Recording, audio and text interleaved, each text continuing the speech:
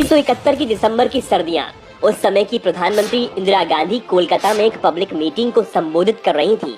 अचानक खबर आती है कि पाकिस्तान ने हवाई हमला किया है।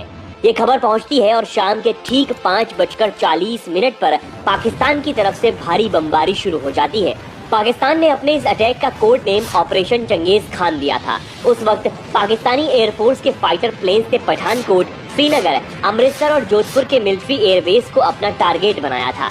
एक साथ 11 एयरबेस पर अटैक हुआ था। पाकिस्तान की तरफ से उस वक्त जनरल याहिया खान कमान संभाल रहे थे और वो ही बाद में पाकिस्तान की हार की सबसे बड़ी वजह भी बने। 15 दिसंबर 1971 को पाकिस्तान के जनरल नियाजी ने जनरल मानेकशॉ के सामने सरेंडर के ऑफर को कबूल कर लिया। इसके बाद 16 दिसंबर को जो हुआ वो दुनिया में इतिहास बन गया। पाकिस्तान की सेना भारतीय फौज के सामने हथियार डालने का फैसला करती है। इतिहास में करीब 50 साल पहले की इस घटना में पाकिस्तान की सेना के 93,000 सैनिकों ने इंडियन आर्मी के सामने सरेंडर किया था। पाकिस्तान के जनरल ने भारतीय अफसर के सामने घुटने टेक दिए थे। वो फूट फूट कर रो रहे थे। बताया जाता है कि सरेंडर वाली टेबल पर इतने हथियार थे जिसकी कल्पना करना भी मुश्किल था। लेकिन इस हार की सबसे बड़ी वजह थे जनरल याहिया खां। असल में याहिया खां बहुत रंगीले आदमी थे। उनको शराब पीने का भी बहुत शौक था। ज्यादा शराब पीने के बाद जो भी गलत किया जा सकता था वो उस हद तक अपने काम को अंजाम दिया करते थे। कहा जाता है कि याहिया खान शराब पीने के लिए इतने बदनाम हो चुके थे कि उनके सैनिक कमांडरों को ये कह दिया गया था कि वो रात के 10 बजे के बाद उनके दिए हुए किसी भी आदेश को न माने। 1971 में पाकिस्तान के सरेंडर से कुछ दिन पहले याहिया ने पेशावर में बने अपने नए घर पर एक हाउस वार्मिंग पार्टी दी थी। रात होती गई, लोगों ने शराब के नशे में अपने कपड़े उतारना शुरू कर दिए।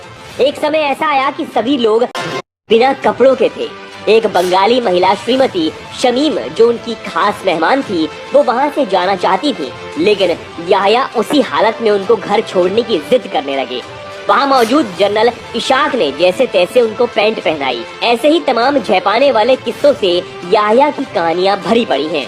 अब बात करें 1971 की हार की तो जनरल नियाजी ने हार का ठीकरा जनरल याहिया के सिर पर ही फोड़ा था।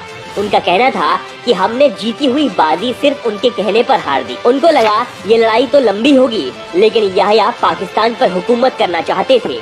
सिर्फ उनके लालच की वजह से ऐसा हुआ। 13 तारीख को याहिया का हुक्म आया, स्टॉप फाइटिंग एंड सरेंडर। अब मौजूदा पाकिस्तान को बचाने के लिए पाकिस्तानी सेना को आज के बांग्लादेश को छोड़ना पड़ा। दिलचस्प बात यह है कि हार की खबर पाकिस्तानी लोगों को ऑल इंडिया रेडियो से मिली थी। रेडियो पाकिस्तान ने उस दिन अपने शाम 5 बजे के समाचार बुलेटिन में कहा था, भारत और पाकिस्तान के कमांडरों के बीच सहमति के बाद पूर्वी क्षेत्र में लड़ाई रुक गई है और भारतीय सैनिकों ने ढाका में प्रवेश कर लिया है। याहिया ने कहीं पर भी ये जिक्र नहीं किया था कि वो हार चुके हैं।